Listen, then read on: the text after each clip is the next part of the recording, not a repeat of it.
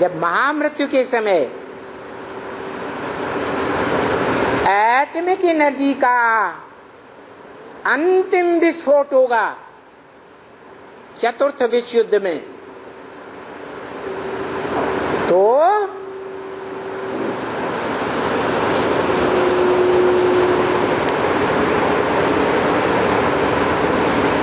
उन atomic energy के विस्फोट से ये सारी धरणी रूपी माता थर्रा जाएगी।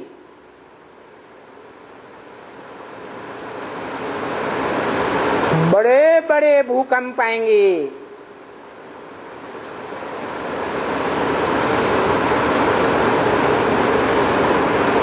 पृथ्वी जोर से डोलेगी और इस धरणी पर जो अज्ञानी मनुष्य आत्माएं हैं, जिन्हें सृष्टि के आदि मध्य अंत का कोई भी ज्ञान नहीं है,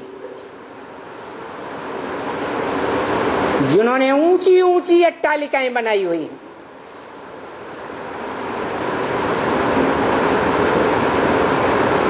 बहुत गहरे फाउंडेशन वाली अट्टालिकाएं, बहुमंजिली इमारतें, दुनिया की बड़े से बड़ी मनुष्यों की आबादी उन बहुमंजिली इमारतों में भी रही पड़ी है। जब ऐसे बड़े से बड़े भूकंप आएंगे संसार में, तो वो बहुमंजिली इमारतें हो या एक मंजिली मकान हो, वो सब धराशायी हो जाएंगे और दुनिया का बड़े से बड़ा मनुष्य सृष्टि का विनाश कैसे होगा? भूकंप से होगा। उसी समय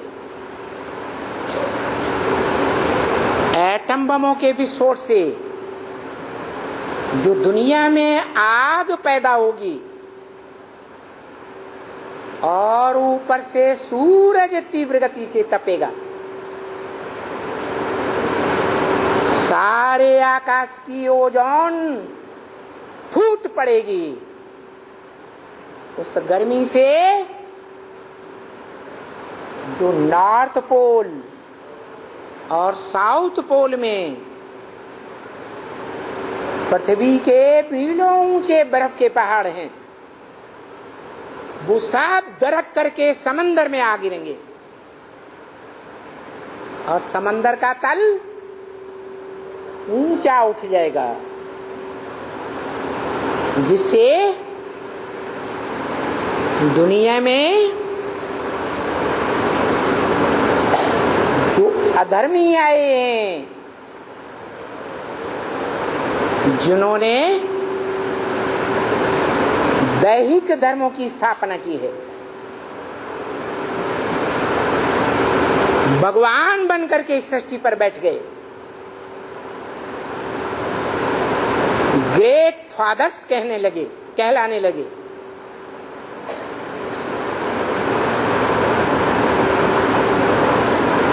वो सभी आत्माएं और उनके फॉलोअर्स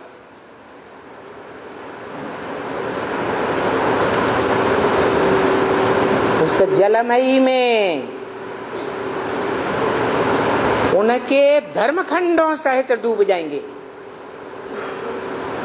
वैसे जैसे कहा जाता है बौद्ध धर्मखंड चीन जापान, क्रिश्चियन धर्मखंड यूरोप अमेरिका, अरब धर्मखंड अरब देश अफ्रीका और मुस्लिम धर्मखंड Pakistan, Afghanistan, Kazakhstan, Iraq, Iran आदि,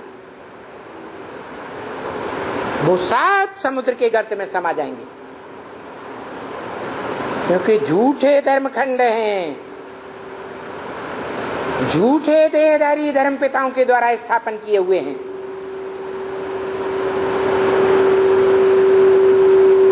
एक ही धर्मखंड इस सृष्टि पर बचेगा भारतीय धर्मखंड,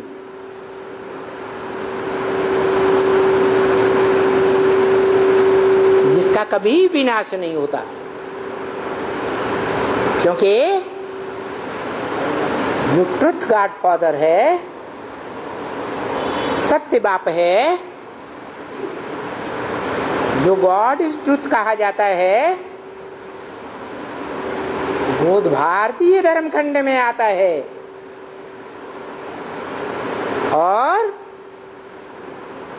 खास भारत में आता है। वो भारत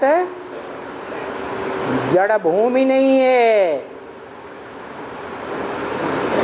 कोई चैतन्य आत्मा है पुरुष रूप में, जिस मुकर्रर रथ में प्रवेश करता है और नाम पड़ता है भारत।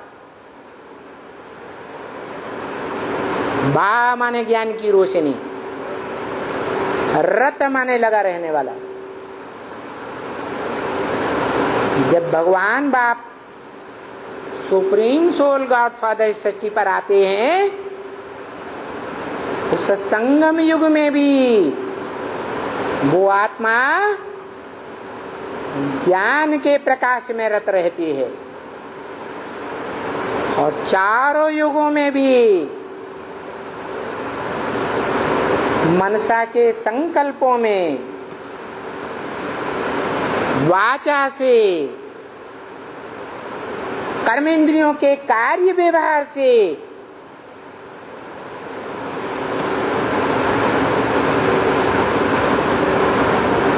सत्य में स्थिर होकर रहती है। जिस सत्य का ज्ञान अखूट ज्ञान के भंडार से उसे प्राप्त होता है।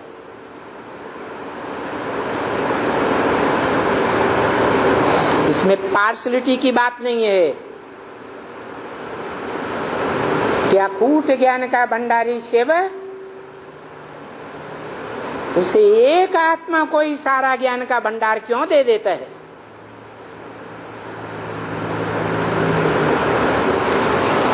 इसके लिए बताया है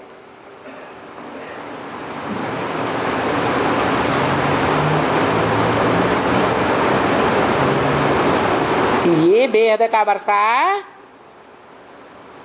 इन देवी देवताओं को ही मिला हुआ है। इशारा किया लक्ष्मी नारायण के चित्र की तरफ। जो नर से नारायण और नारी से लक्ष्मी इसी जन्म में बनते हैं, ईश्वरीय पढ़ाई को प्रायोरिटी देने के कारण, जो बाप ने 20 बार बोला, सुप्रीम सोल बाप ने, सब धंधों में है नुकसान सिवाय एक ईश्वरीय धंधे के, अर्थात पुरुषोत्तम संगम युग में जब से कोई मनुष्य आत्मा ईश्वर बाप को पहचानती है, अपने आत्मा के स्वरूप को पहचानती है, उसी क्षण से वो अपनी सारी शक्तियां, तन हो, मन हो, धन हो, समय हो, जीवन में संपर्क में आने वाले मनुष्य आत्माएं हो या कोई भी गहरे संबंधी हो, उन सब की ताकत बटोर कर ईश्वरीय सेवा में लगाती है। जो ईश्वरीय सेवा करना ब्राह्मणों का धंधा है, उन ब्राह्मणों में चोटी का ब्राह्मण जो गाया हुआ है, उसकी यादगार है एवरेस्ट चोटी। कि महामृत्यु के समय जब इस संसार में इतनी आग बरसती है कि सागर का जल बॉइल्ड वाटर बन जाता है और कई दिन तक मूसलाधार बरसात होती है, निरंतर बरसात, तीव्र गति से बरसात,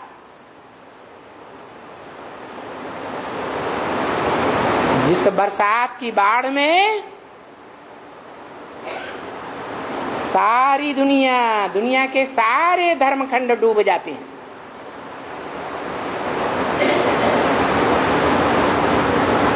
वो एक बरसात की बात ही नहीं,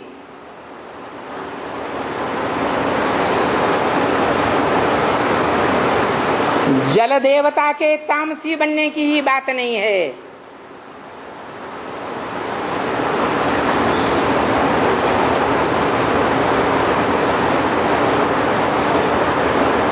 पृथ्वी पर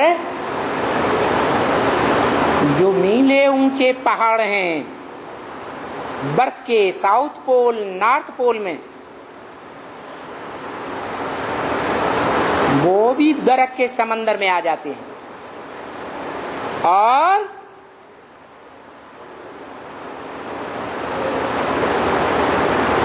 जब 9 ग्रहों के बीच में पृथ्वी ग्रह डोलायमान होता है तो इस विश्व के 9 ग्रह चलायमान हो जाते हैं, उनमें अस्थिरता आ जाती है। पृथ्वी रूपी ग्रह इतना डोलायमान होता है कि उसका जो उपग्रह है चंद्रमा,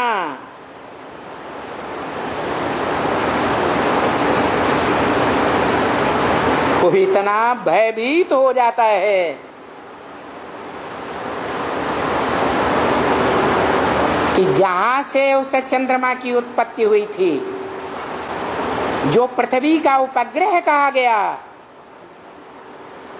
वो चंद्रमा प्रशांत महासागर से आकर जुड़ जाता है पृथ्वी में, तो जल स्तर और बढ़ेगा या कम होगा? और ज्यादा बढ़ जाता है। सारी पृथ्वी जलमयी हो जाती है।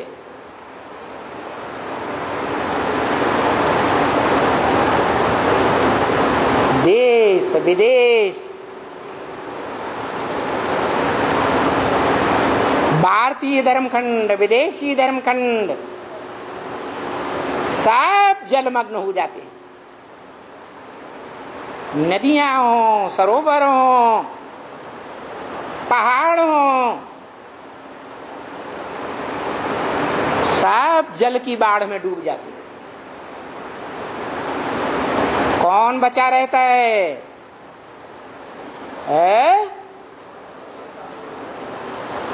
एक ही दुनिया की चोटी है जो सबसे ऊंची चोटी मानी जाती है, जिसे वेद की ज्ञान की भाषा में ब्राह्मण